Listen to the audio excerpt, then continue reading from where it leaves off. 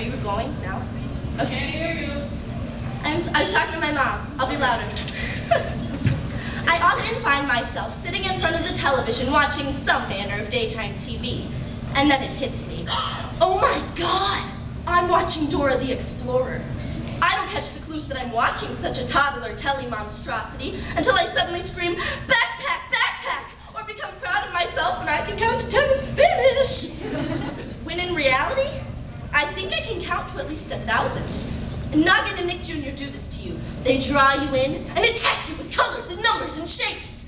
And you can't quit. Charlie, an avid vlogger, finds himself in a similar situation. His obsession? Blue's Clues. His view? An animated blue dog and a middle-aged man in a green striped polo. This is what is wrong with the world. Blue's Clues explained by Charlie Hatton. It's my blog, it never slugs, it makes me want to snog a hog, read it up, it's like brain nog blood.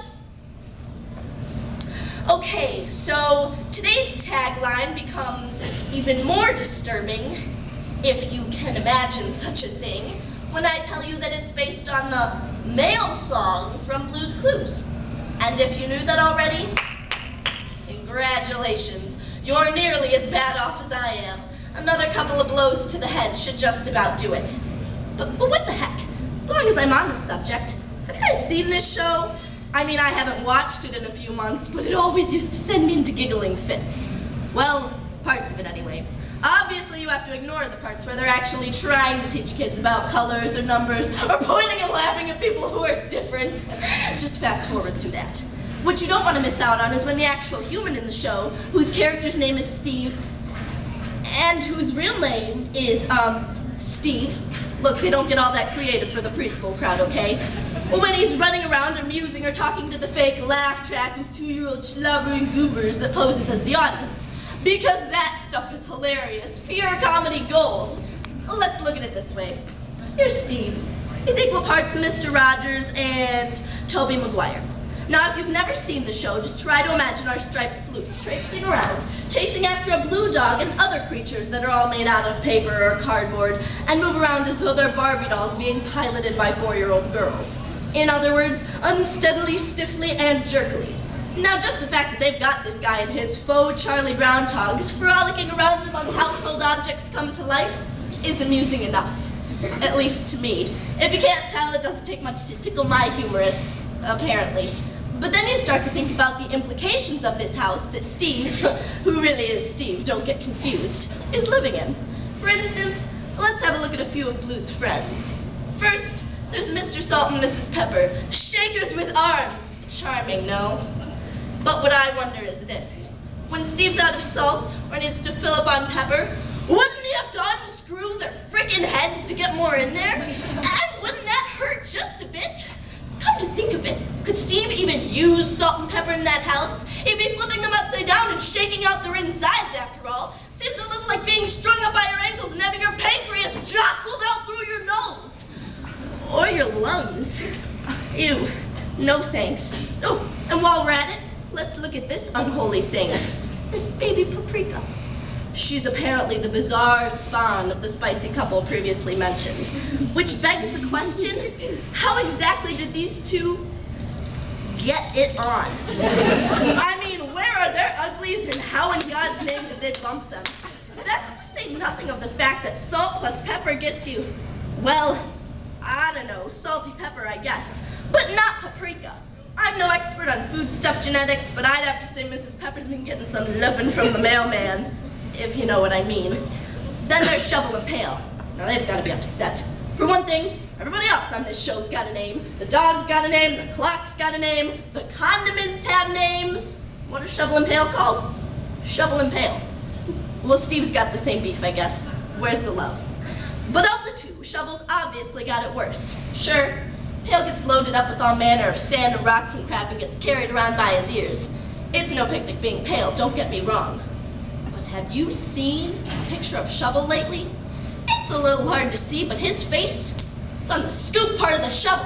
So that means every time he gets dipped into sand or rocks or a big juicy pile of blue poop, he's getting it all in his mouth and nose and eyes and everywhere. He just gets grabbed by the legs and dunked into heaven knows what, like one big nasty swirly after another. What are we teaching our kids? What kind of life is that? It gets better. For the show. Please. Please tell me it's just for the show. The producers have given Steve a partial lobotomy, which I presume is to allow 3- and 4-year-olds a chance to catch up every now and again. But it's ever so much fun to watch our green-clad goons stumble and bumble around like an addled wino, trying to figure out what to do next. It usually goes something like this. Well, that was fun. I wonder what's going to happen next. Steve! Steve, it's a clue! A what? What's that? It's a clue! A clue! Look behind you! A shoe? Well, yeah, I've got 2 shoes. No, silly, not a shoe. It's a clue. I'm gonna spew? No, I'm okay. My hangover's finally gone. And I'm sitting there going, hey, stupid, it's on the toilet. It's behind you. Turn around. It's a clue. A clue? You're so smart. Well, something like that anyway. But it's pretty entertaining. And then, just to top it all off, if you actually start to get bored with the show, remind yourself of the reality of it all. The responses and paper cutouts and backdrops, those are all added later. At the time this poor sod is actually delivering his lines and drooling on himself and dancing around like a crackhead maniac, it's just him. He gyrates in front of a green screen, talks to air, reaches out and plays with nothing. To him, the actor, it's an elaborate charade that he probably has to get all hopped up on gin and pills to recreate every day. I mean, how else could he maintain that manic wackiness but non-stop innocent oblivion?